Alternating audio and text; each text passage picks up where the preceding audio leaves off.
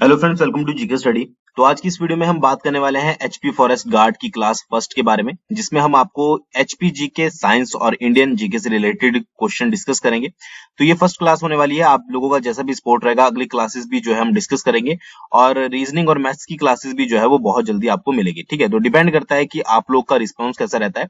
आप सभी को पता ही होगा, जिन्होंने को भी सिलेबस के बारे में पता है या नहीं पता है। ठीक है, तो हिमाचल जीके से भी आपसे क्वेश्चन पूछे जाएंगे, साइंस से भी पूछे जाते हैं बहुत सारे क्वेश्चन, और इंडियन जीके भी। तो तीनों से ही आपके क्वेश्चन पूछे जाते हैं। तो यहाँ पर मिक्स मसाला जो है वो आपको वीडियो मिलेगी। और बाकी आप कमेंट करके कोई भी आपका सजेशन हो, ये पहली ही वीडियो है, ठीक है, क्लास फर्स्ट है, तो कोई भी सजेशन हो आप कमेंट करके बता सकते हैं कि इनकी सेपरेट सेपरेट वीडियो चाहिए कि मिक्स, ठीक है, या फिर कोई भी आपका सजेशन हो। ठीक है, उसके अलावा जीके स्टडी ऐप पर आप एचएस के मॉक टेस्ट को ज्वाइन कर सकते हैं, जो भी एचएस की तैयारी कर रहे हैं। ठीक है, बहुत जल्दी आपको एचपी फॉरेस्ट गार्ड के मॉक टेस्ट भी मिल जाएंगे, तो जुड़े रहिएगा। और लिंक मैंने डिस्क्रिप्शन में डाल दिया है ऐप का, वहां से जाकर उसको डाउनलोड कर लीजिएगा। तो चलिए शुरू करते हैं। सबसे पहला यहाँ पर क्वेश्चन है, in which form the chemical compound RDX is used. RDX जो होता है आपका एक केमिकल कंपाउंड होता है, तो निम्नलिखित में से किस फॉर्म में उसको यूज किया जाता है। तो आरडीएक्स आई थिंक आपने बहुत बार मूवीज वगैरह में भी सुना होगा, ठीक है, इसके बारे में। तो किस लिए ये यूज होता है, ये होता है आपका एज एन एक्सप्लोसिव। ठीक है, यानी कि विस्फोटक के रूप में जो है इसका यूज किया जाता है। कहीं पर बम ब्लास्ट करना है या विस्फोट करना है, आपने मूवीज में बहुत बार देखा होगा, कहीं पर भी जो है वो आरडीएक्स बरामद हुआ है, यानी कि उस चीज को यूज किया जाता है विस्फोट के लिए। ठीक है, तो ये आपको याद रखना है कि आरडीएक्स जो है वो एक्सप्लोजिव के रूप में यूज किया जाता है। ठीक है, एक और चीज, साइंस के क्वेश्चन आपको इंग्लिश में चाहिए कि हिंदी में चाहिए, ये भी आप मुझे बता सकते हैं। आज की वीडियो में जो है वो आपके इंग्लिश में मैंने कवर किए हैं, बट अगर आपको कंफर्ट लगता है कि इंग्लिश में आपको नहीं समझ आ रहा है, वैसे साइंस के क्वेश्चन अगर आप हिंदी में पढ़ोगे तो थोड़ा आपके लिए टफ होगा, इंग्लिश में पढ़ोगे तो ज्यादा आसान रहेगा। ठीक है, बाकी फिर भी आप लोग बता दीजिएगा। अगले क्वेश्चन की बात करते हैं। Biochemical compounds are used as what. ठीक है, जो बायोकेमिकल कंपाउंड होते हैं वो निम्नलिखित में से किस चीज के लिए यूज किए जाते हैं। As a skin treatment use किए जाते हैं, फूड प्रिजर्वेटिव यूज किए जाते हैं, यानी कि स्किन जो आपकी त्वचा होती है उसके ट्रीटमेंट के लिए, फूड को प्रिजर्व करने के लिए, उनको सेफ रखने के लिए, कुकिंग ऑयल जो खाना पकाते हैं उसके तेल के रूप में, या सभी के रूप में। तो इसका जो सही आंसर है वो है आपका ऑल ऑफ दिस। ठीक है, जो बायो केमिकल कंपाउंड होते हैं वो आपके स्किन ट्रीटमेंट में भी काम आते हैं, फूड प्रिजर्वेटिव्स में भी काम आते हैं, और कुकिंग ऑयल में भी आपके काम आते हैं। ठीक है, तो याद रखिएगा। अगले क्वेश्चन की बात करते हैं। कंपोजिशन बतानी है आपको सोप की। ठीक है, निम्नलिखित में से कौन सी जो है वो आपकी कंपोजिशन है सोप की, यानी कि उससे सोप मिलकर बना होता है। सबसे पहला आपको है sodium salt with fatty acids. ठीक है, फिर है potassium salt with fatty acid, या फिर बोथ ए एंड बी, या फिर sodium and potassium salt mixed with chemical. तो इसका जो सही आंसर है वो है आपका सी। ठीक है, यानी कि जो सोप की कंपोजिशन होती है उसमें आपका sodium salt with fatty acids भी होते हैं और potassium salt with fatty acids भी होते हैं। ठीक है, तो ये याद रखिएगा। इस तरह के जनरल क्वेश्चन ही जो है आपसे पूछे जाते हैं। बाकी कोशिश ये रहेगी कि अगर आप लोगों का सपोर्ट रहा तो कि क्लासेस में जो है वो हर एक मैक्सिमम साइंस के क्वेश्चन और बाकी क्वेश्चन जो है वो कवर करवाए जाए। अगले क्वेश्चन की बात करते हैं। What is rodenticides. ठीक है, रोडेंटिसाइड्स जो है वो निम्नलिखित में से क्या होता है। तो इसका जो सही आंसर है वो है आपका डी, अ पेस्टिसाइड। ठीक है, इसके बारे में थोड़ी सी डिटेल में बात करेंगे। देखिए, जो रोडेंटिसाइड्स होते हैं वो एक केमिकल्स होते हैं made and sold for the purpose of killing rodents. ठीक है, जो आपके रोडेंटिसाइड्स होते हैं इनको बनाया जाता है और बेचा जाता है किसको, रोडेंट्स को मारने के लिए। सिंपल से एग्जांपल आप समझ लीजिए, रैट पॉइजन जो होता है, ठीक है, जो आपके चूहे वगैरह होते हैं, ठीक है, उनको मारने के लिए जो पॉइजन यूज किया जाता है उसको बोला जाता है आपका रोडेंटिसाइड्स। ठीक है, इतना ही आपको याद रखना है।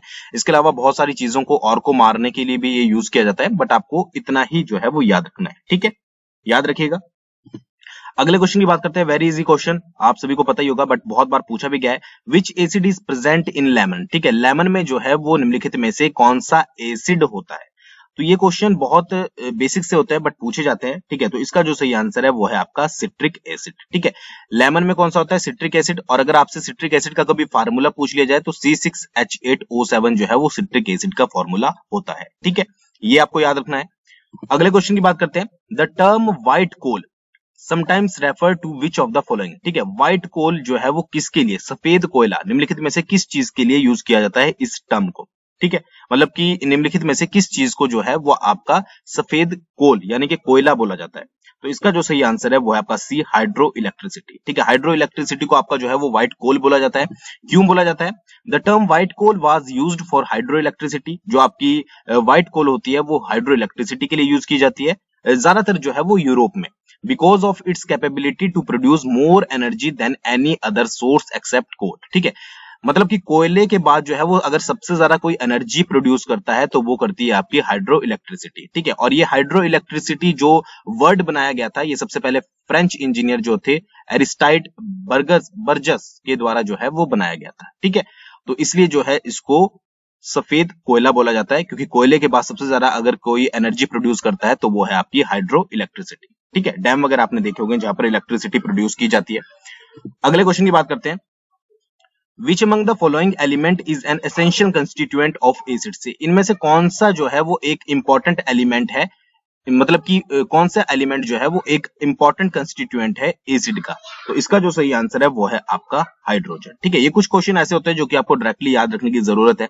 अगले क्वेश्चन की बात करते हैं, which among the following acids is abundant in grapes, bananas and tamarinds. ठीक है, जो आपके देखिए केले होते हैं, अंगूर होते हैं और इमली होती है, इनमें से निम्नलिखित में से कौन सा एसिड जो है वो भरपूर मात्रा में पाया जाता है। ये क्वेश्चन एसिड वाले आपको मैक्सिमम फ्रूट्स के बारे में पता होने चाहिए कि किसमें कौन सा मिलता है। ठीक है, तो इसका जो सही आंसर है वो है आपका टार्टरिक एसिड। ठीक है, जो आपका बनाना होता है, ठीक है, आपका ग्रेप्स होते हैं, ठीक है, या फिर आपकी इमली होती है, उसमें कौन सा एसिड होता है, वो होता है आपका टार्टरिक एसिड। ठीक है, देखिए tartaric acid occurs naturally in many fruits such as grapes, bananas, tamarinds and citrus. ठीक है, जो भी आपके सिट्रस फ्रूट्स होते हैं, इमली हो गई, आपका केला हो गया, ठीक है, या फिर अंगूर हो गए, इनमें आपके जनरली जो नेचुरली अकर करता है वो होता है आपका tartaric acid. Its salt potassium bitartrate commonly known as cream of tartar. ठीक है, इसका जो सॉल्ट होता है जिसको आपका पोटेशियम बाइटार्टरेट बोला जाता है, उसको जनरली कहा जाता है क्रीम ऑफ टार्टर। ठीक है, ये याद रखिएगा। अब देखिए, जब भी आप जो है इसको, जो आपकी क्रीम ऑफ टार्टर होता है, इसको मिक्स किया जाता है सोडियम बाइकार्बोनेट के साथ, तो ये क्या बनाता है, आपका बेकिंग पाउडर बनाता है। ठीक है, ये आप अपनी सिर्फ इंफॉर्मेशन के लिए याद रख सकते हैं। बाकी आपको मेनली जो याद रखना है वो रखना है आपको कि ग्रेप्स, बनानास और जो इमली होती है आपकी, उसमें कौन सा यूज होता है, वो होता है आपका टार्टरिक एसिड। अगले क्वेश्चन की बात करते हैं, ये भी बड़ा इजी क्वेश्चन है। What are the main constituent of LPG, liquid petroleum gas, आपने देखा ही होगा।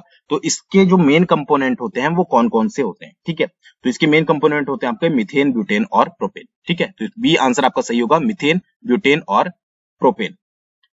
अब देखिए, इसमें जो है वो जनरली कंपोनेंट जो होते हैं वो आपके प्रोपेन होते हैं। प्रोपेन का फॉर्मूला C3H8, ब्यूटेन का C4H10 और मीथेन का जो है वो CH4। ठीक है, तो ये कई बार अगर आपके पास ये ना लिखकर अगर आपके पास सीधे फार्मूले आ रहे हैं, ठीक है, तो आप इसको भी जो है वो याद रख सकते हैं। ठीक है, अगले क्वेश्चन की बात करते हैं। ये क्वेश्चन बहुत ज्यादा इंपॉर्टेंट है और मैक्सिमम टाइम जो है वो स्टूडेंट गलत करके आते हैं कि the colours in the fine cut diamond are because of which among the following. जो आपका फाइन कट डायमंड होता है, ठीक है, उसमें जो कलर्स देखे जाते हैं वो किसके कारण होते हैं। तो मैक्सिमम इसका आंसर लगाते हैं आपका रिफ्रैक्शन वाला, जो कि गलत होता है। इसका जो सही आंसर है वो है आपका presence of impurities. Presence of impurities के कारण जो है वो डायमंड में आपको कलर्स देखने को मिलते हैं। तो ये क्वेश्चन आज के बाद याद रखिएगा, कहीं पर भी आपको देखने को मिले कि डायमंड में कलर, जो फाइनल कट डायमंड होता है उसमें कलर किसके कारण होते हैं, तो वो होते हैं आपके इंप्योरिटीज के कारण। ठीक है, बात करते हैं आपके हिमाचल जीके के बारे में। किसी भी क्वेश्चन के बारे में डिटेल में बात नहीं करेंगे क्योंकि बहुत बार पढ़ चुके हैं। ठीक है, सिंपल सा क्वेश्चन को जो है वो रीड करेंगे। सबसे पहला क्वेश्चन है, निम्नलिखित में से किस झील से पार्वती नदी निकलती है। ठीक है, वेरी इजी क्वेश्चन। इसका जो सही आंसर है वो है आपका मनतलाई। ठीक है, मनतलाई झील से जो है वो आपकी पार्वती नदी निकलती है। अप्रोक्स हाइट की अगर बात करें, ठीक है, 4116 मीटर जो है उसकी अप्रोक्स हाइट है। अगले क्वेश्चन की बात करते हैं, निम्नलिखित में से किस स्थान पर गर्म पानी के चश्मे नहीं है। ठीक है, नहीं है पूछा गया है। ठीक है, तो आपका तत्तापानी में भी है, कसौल में भी है, वशिष्ठ में भी है। ये तीनों के बारे में आपने सुना होगा। लाल पानी में कोई भी जो है वो आपका चश्मा नहीं है। ठीक है, यानी कि लाल पानी नाम का कोई भी चश्मा नहीं है। ठीक है, याद रखिएगा। शिमला अतीत और वर्तमान, इस बुक के लेखक जो हैं वो आपके निम्नलिखित में से कौन से हैं। ठीक है, तो इसका बुक का जो लेखक है वो है आपके एडवर्ड जे बक। ठीक है, जे बक से आप याद रख सकते हैं या फिर एडवर्ड से याद रख सकते हैं, बट आपको याद रखना है। ठीक है, अगले क्वेश्चन की बात करते हैं, नैनसुख और मनकू किस चित्रकला शैली से जुड़े हुए हैं। ये दोनों नाम बहुत इंपॉर्टेंट है, नैनसुख और मनकू, तो ये जुड़े हैं आपकी गुलेर चित्रकला से। ठीक है, जो चित्रकला शैली थी।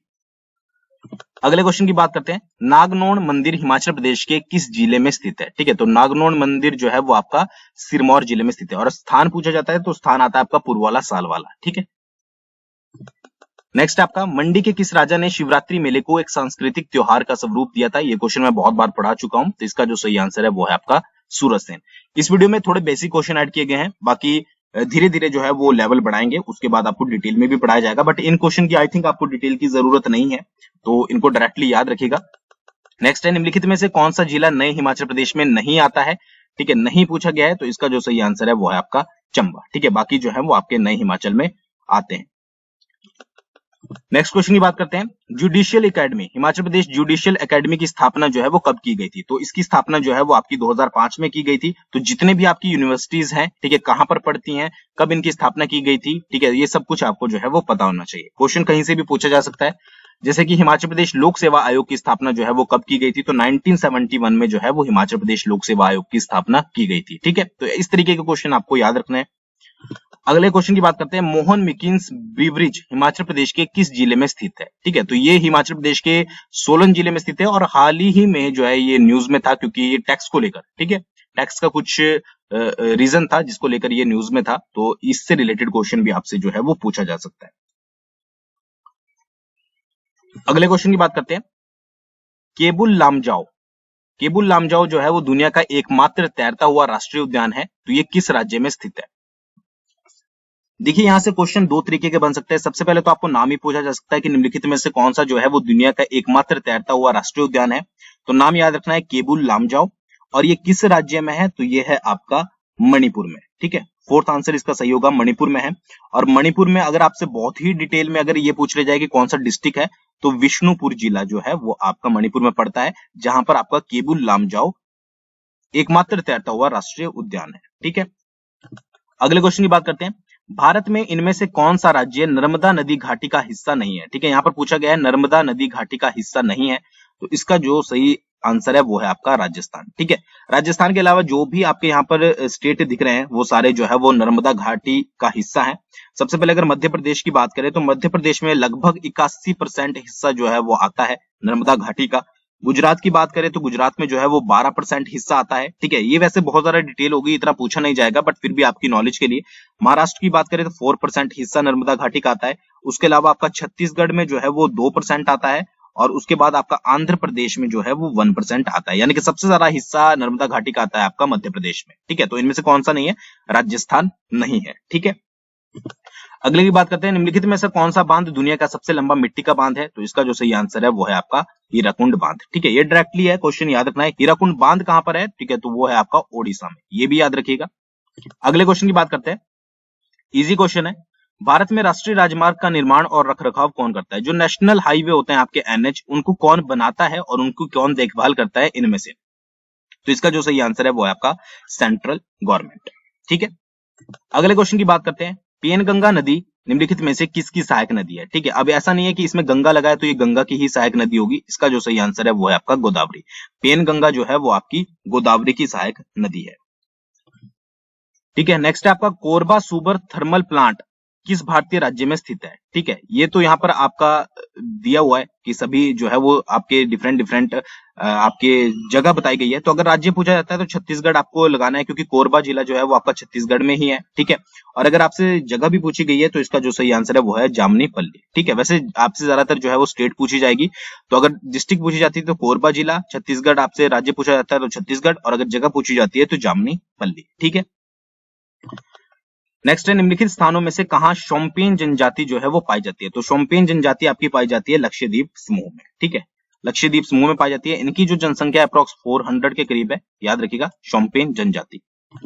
अगला है, भारत में स्थापित पहला राष्ट्रीय उद्यान कौन सा था? वेरी इंपॉर्टेंट क्वेश्चन और बहुत ही इजी भी है। ठीक है, जिम कॉर्बेट नेशनल पार्क। ठीक है, ये आपका जो है वो पहला उत्तराखंड में आपका जो है वो पहला राष्ट्रीय उद्यान था, और इसको जो है वो हैली नेशनल पार्क के नाम से भी पहले जाना जाता था। ठीक है, कमेंट करके बताइएगा कि कब जो है ये बना था, अगर आप बता सकते हो। ठीक है, अगले क्वेश्चन की बात करते हैं, ये भी इजी है, निम्नलिखित में से किस देश के साथ भारत की सबसे लंबी अंतरराष्ट्रीय सीमा लगती है? अगर आप प्रीवियस ईयर पेपर देखोगे तो डायरेक्टली क्वेश्चन ही आपसे पूछे जाते हैं, इसलिए मैंने यहाँ पर डायरेक्टली ऐड किए हैं।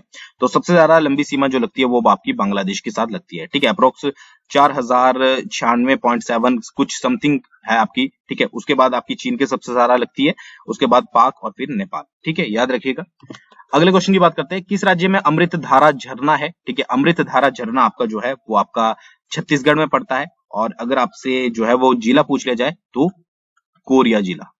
ठीक है, याद रखिएगा। तो आज की वीडियो में बस इतना ही। आई होप आपको वीडियो पसंद आई होगी। कमेंट करके जरूर बताइएगा अगर आपको कोई सजेशन रहता है, आपको क्लास कैसी लगी। Thanks for watching. बहुत जल्दी मिलेंगे नेक्स्ट वीडियो के साथ।